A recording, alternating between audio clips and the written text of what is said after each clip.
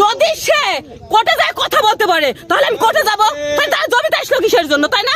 জমিদার সাথে একটু আছে। তাহলে আমার ইচ্ছা মতন, আমার জানা মতন যদি কোনো রায় বেড়ায়, যদি আপিল কার্যকারী হয়, তাহলে সেই রায়টা স্থগিত হয়ে যায়। আপাতত এই মামলা চলমান মামলার যতক্ষণ জজ সাহেব তার যে কোনো একটা ডিসিশন না দেয়। জজ সাহেবকে আপিলের কোনো ডিসিশন দিয়েছে না, দেয়নি। তাহলে কিসের জন্য তারা এখানে আসলো?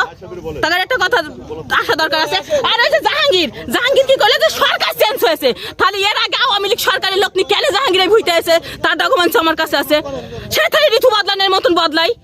আচ্ছা ঠিক আছে, প্রথম কোর্টে নিম্ন আদালতে তার রায় হয়েছে, আমি মানলাম। আমার রায় হয়নি, কিন্তু আমার তো আরো জায়গা আছে। আমি সেখানে গিয়ে আপিল করেছি, আপিল আমার মামলা গ্রহণ করেছে। যদি আপিল আমার মামলা গ্রহণ করে থাকে তাহলে সেটা স্থগিত।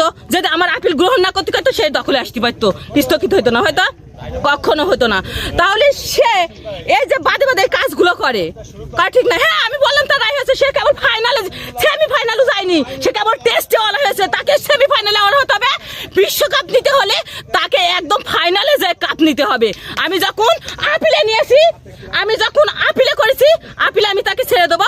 তাকে এখান থেকে যদি আপিল আমার গ্রহণ না করে আমি ঢাকা হাইকোর্টে যাব।